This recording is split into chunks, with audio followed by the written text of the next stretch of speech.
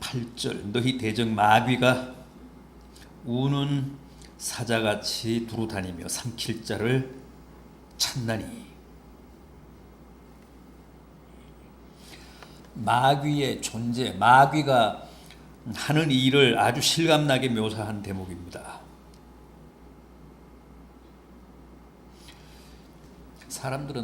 우리는 보통 마귀나 사탄의 존재에 대해 그리 진지하게, 그리 심각하게 생각하지를 않습니다. 그러나 그건 잘못입니다. 믿는 사람들이 마귀에 대해 무심하거나 마귀의 역사를 너무 안이하게 생각하는 것은 결코 바람직하지 않습니다. 바람직하지 않은 정도가 아니라 무책임하고 위험하기까지 합니다. 왜 그럴까요? 오늘 본문뿐만 아니라 마르틴 루터가 지은 찬송 내주는 강한 성이요 3절을 보면 이 땅에 마귀 들끓어 우리를 삼키려 한다, 그런 대목 나옵니다. 또 에베소서 6장 12절도 보면 우리의 싸움은 혈과 육을 상대로 한 싸움이 아니요 어두움의 세상 주관자들과 악한 영들을 상대함이라 그랬습니다. 그래서 마귀라고 하는 존재, 또 마귀와의 싸움은 대단히 심각합니다. 마귀가 우리의 원수입니다. 우리의 치열한 모든 싸움의 배후에는 언제나 마귀가 있습니다. 그래서 성경은 이런 마귀에 대해 적극적으로 대적하라고 했습니다. 무관심하라거나 마귀의 역사쯤은 우습게 여기라고 하지 않았습니다.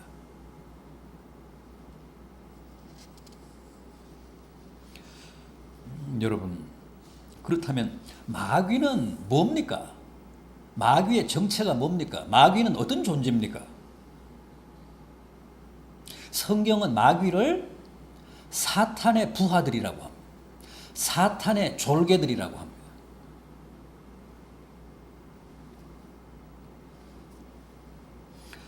사탄은 하나고 마귀는 복수입니다. 다수입니다. 그럼 마귀의 우두머리인 사탄은 뭡니까? 구약 이사야 14장, 신약 요한계시록 12장, 또 베드로전서 2장, 또 유다서에 의하면 천사장 가운데 하나인 루시퍼가 자기가 지휘하던 천사들을 이끌고 하나님을 대적하다가 진압군인 미가엘 천사에 의해 하늘에서 쫓겨나는데, 그게 바로 타락한 천사장 루시퍼, 이 세상 악의 원천이요 주범인 사탄입니다. 그리고 그와 함께 추방된, 그를 추종하던 졸개들이 바로 지금 온 세상을 휘젓고 다니며 사람들을 미혹하고 파멸하고 있는 마귀입니다. 마귀는 사악한 영입니다. 사람들을 해치기 위해 가진 술수를 다 쓰는 교활한 영입니다. 때로는 우는 사자처럼 우리를 위협하기도 하고, 때로는 광명의 천사로 나타나서 우리를 미혹하기도 합니다. 이 광명의 천사의 탈을 쓰고 나타나기 때문에 사람들이 속습니다. 넘어갑니다. 마귀는 영이기 때문에 우리 사람들과는 비교할 수 없을 정도로 많은 능력과 정보를 가지고 있습니다. 사람들의 과거와 현재 형편과 미래를 꿰고 있습니다. 바로 그런 능력으로 점쟁이나 무당 같은 영매를 통해서 점도 치고 굿도 하고 또 병도 주고 약도 줍니다. 그러면서 이렇게 이제 완급을 조절하면서 자기 수하에 묶어두는 거예요. 굿하면 병 낫습니다. 사람들이 거기에 속아서 계속 굿을 하는 거예요. 당겼다, 놓쳤다, 당겼다. 가지고 노는 겁니다.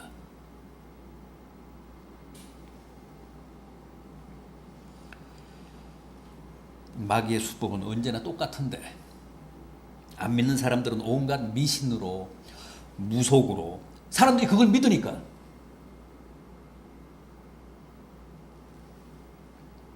우상숭배로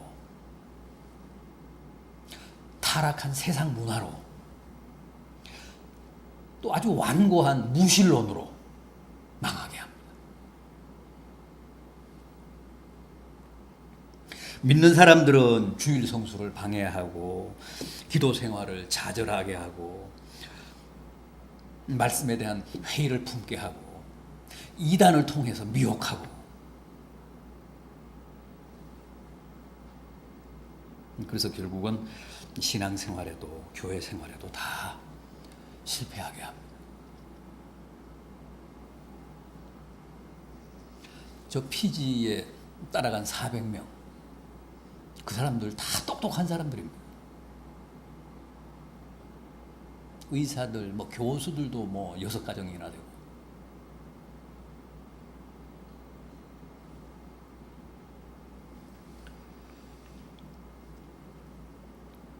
성령의 목적이 우리를 살리고 우리의 삶을 보다 풍성하게 하는 것이라면 악령인 마귀의 목적은 우리를 파멸하고 불행하게 하고 우리의 영혼을 죽이는 데 있습니다.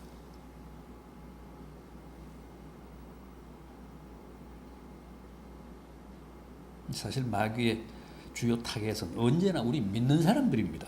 안 믿는 사람들은 어차피 다 자기의 영향권 아래에 있기 때문에 그렇게 간섭하지 않습니다. 우리 믿는 사람들은 자기 백성이 아니고 자기의 원수인 하나님의 백성이기 때문에 어떻게든 해치려고 기회만 노리고 있습니다. 그래서 오늘 본문 9절은 믿음을 굳게 해서 저를 대적하라 그랬고 에베소서 4장 27절은 마귀로 틈을 타지 못하게 하라. 자, 그렇다면 마귀가 우는 사자같이 두루 다니며 노리는 자는 과연 어떤 사람들인지 한번 보겠습니다. 구체적으로 어떤 사람이 마귀의 표적이냐 하는 거예요. 교만한 자입니다. 본문 6절을 보십시오. 그러므로 하나님의 능하신 손 아래에서 겸손하라. 때가 되면 너희를 높이시리라. 그 앞에 5절 하반절도 보십시오. 겸손으로 허리를 동이라. 하나님은 교만한 자를 대적하시되 겸손한 자에게는 은혜를 주신다.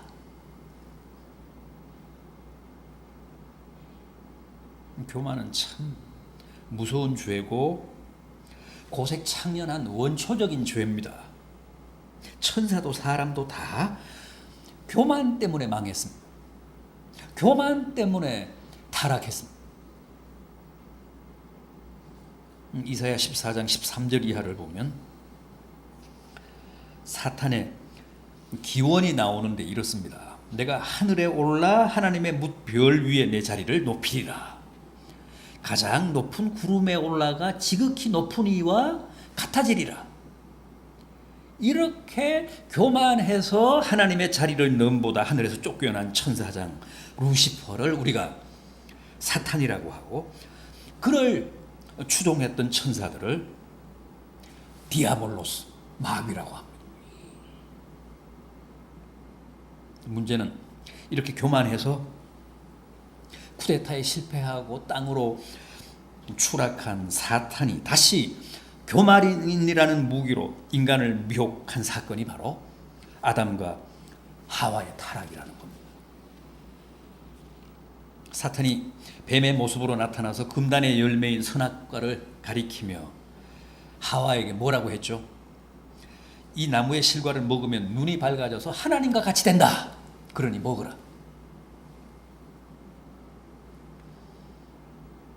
하와가 어떻게 반응했습니까? 아하, 하나님이 우리가 자기처럼 될까봐 이걸 못 따먹게 했구나. 나도 하나님처럼 돼야지. 그러고 따먹었다는 거예요.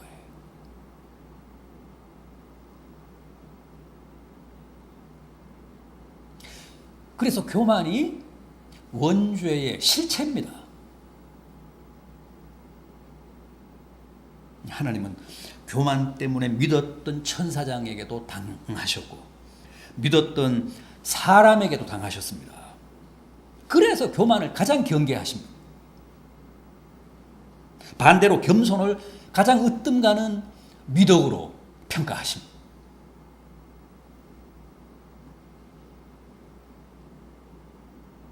사탄은 교만의 화신이지만 주님은 겸손의 화신이셨습니다.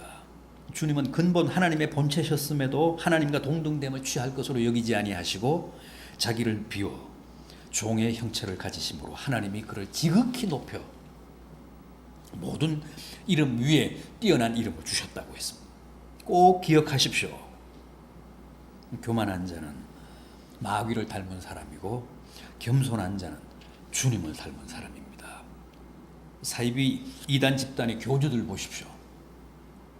하나같이 자기가 하나님이다, 자기가 재림 예수다, 보호회사 성령이다 그럽니다. 여자 교주는 자기가 어머니 하나님이라고 합니다. 이게 다 교만한 마귀가 씌워서 그렇습니다. 교만한 귀신인 마귀의 하수인이어서 적그리스도들은 다 교만합니다. 이단들은 다 교만합니다. 교만한 영인 마귀의 하수인이어서 그렇습니다. 교만해서 하나님을 대적했던 사탄의 조종을 받고 있는 적그리스도여서 감히 내가 하나님이다, 보혜사 성령이다 그러는 겁니다.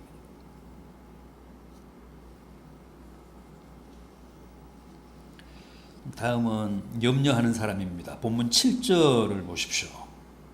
너희 염려를 다 주께 맡기라. 여러분, 염려는 다 주께 맡겨야 합니다. 왜 그럴까요? 염려라는 헬라어 메림나라는 말은 갈라진 마음, 틈새가 생긴 마음이라는 뜻입니다. 사람은 누구나 염려할 때 마음이 가장 불안정하고 가장 약해지고 흔들립니다. 따라서 마귀에게는 그때가 그 사람을 점령하기에 가장 좋은 기회가 됩니다. 그래서 우리가 극심한 염려로 마음이 흔들릴 때, 내 마음에 틈새가 생길 때 그 틈을 마귀는 놓치지 않고 비집고 둡니다.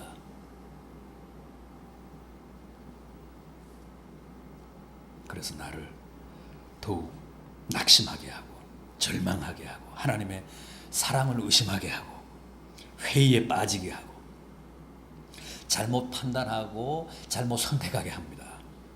점쟁이를 찾아가게 합니다. 그래서 하여간 극도로 약해진 내 마음을 제 멋대로 끌고 다니며 유린합니다.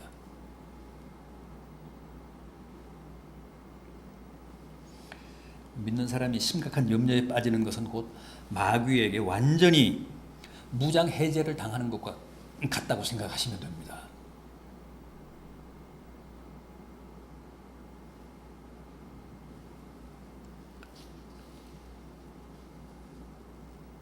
그래서 염려에 빠진 사람을 보면 마귀가 침을 흘립니다. 염려하는 사람이야말로 마귀의 한 끼 식사감입니다.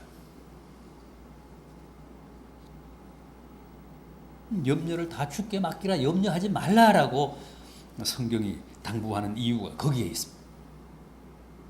가장 약해지니까, 가장 내 마음이, 내 존재가 흔들릴 때니까 그 틈을 놓치지 않고 마귀가 나를 점령한다는 거예요. 다음은 조는 자입니다. 본문 8절 상반절 보십시오. 근신하라, 깨어라. 많은 경우 우리는 졸다가 당합니다. 오늘 이 말씀이 베드로 사도의 권면인데, 베드로도 일찍이 깨어 기도하지 못하고 졸다가 뼈아픈 실패를 맛본 사람 아닙니까? 마지막 겟세마네 동산에서 피땀 흘리며 기도하시는 주님과 함께 깨어있지 못하고 졸다가 결국은 주님을 3번씩이나 부인하고 저주하는 천추의 한을 남겼습니다.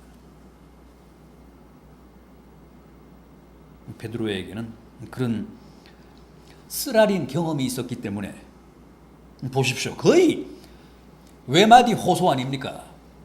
근신하라, 깨어라, 졸지 말고 긴장해라.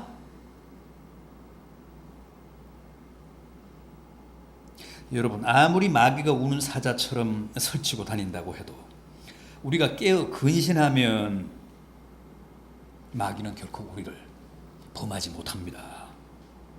우리가 무서워서가 아니라 주님이 무서워서입니다. 그러나 졸거나 아예 자는 사람은 여지없는 마귀의 밥입니다. 이게 웬 떡이냐 하면 먹습니다. 마귀는 귀신같이 조는 영혼을 찝어냅니다. 조는 자는 반드시 마귀의 고성능 레이더에 걸리게 되어 있습니다.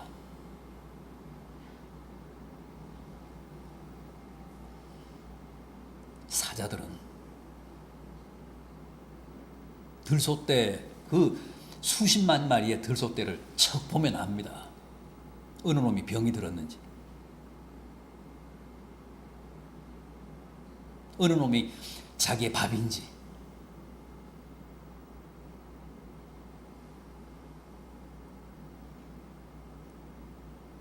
마귀가 굶주린 사자처럼 삼킬 자를 찾아 다닌다고 하잖아요.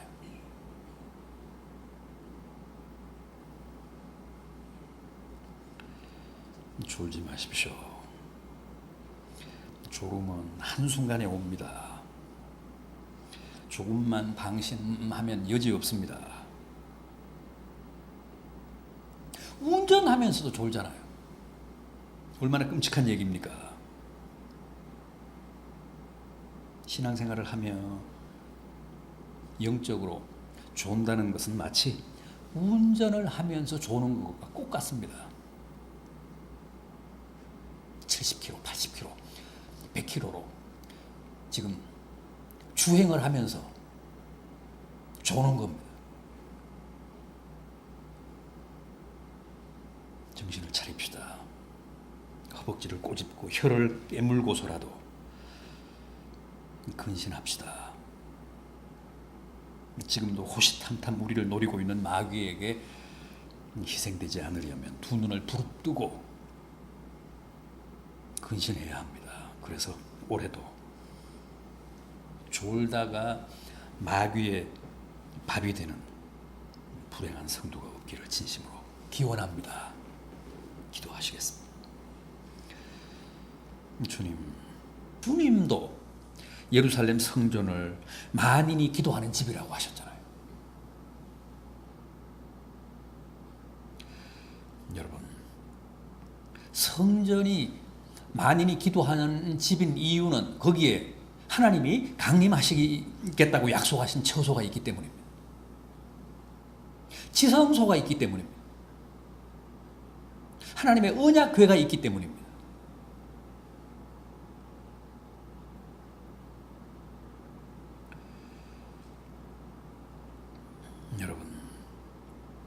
하나님은 이 우주 어디에나 계시지만 특별히 당신이 지목하신 성전에 강림하십니다.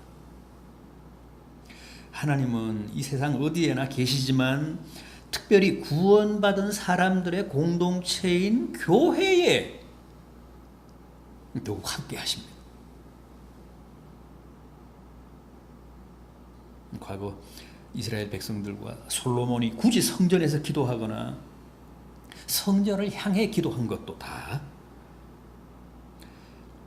하나님이 성전을 당신의 처소로 지정하셨기 때문입니다. 지금 우리가 굳이 교회에 나와서 이렇게 기도를 하는 것도 성령이 교회라는 환경 속에서, 교회라는 믿는 자들의 공동체 속에서 더욱 크게 역사하시기 때문입니다. 그래서 성전은 만인이 기도하는 집이고 교회는 만인이 기도하는 공동체입니다.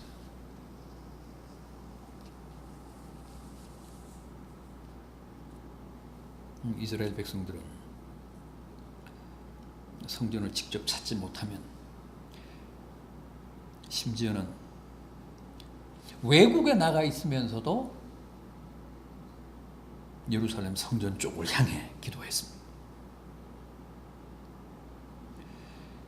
우리가 새벽이든 저녁이든 굳이 교회를 찾아 기도하려고 하는 것도 다 그런 전통의, 그런 문화의 연장이라고 생각하시면 됩니다. 부디 성전에서, 교회에서 기도하심으로 솔로몬처럼 각별한 하나님의 응답의 은혜와 축복을 누리는 복된 성도들 되시기를 진심으로 기원합니다. 오늘은 여기까지 하겠습니다. 기도하겠습니다. 주님, 솔로몬의 신앙 고백은 참 모범적이었습니다. 오늘 저희도 솔로몬 왕처럼 하나님의 유일신 되심을 깊이 고백하게 하시고, 또 주의 종들의 노고와 희생에 반드시 보상하시는 하나님이심을 믿으며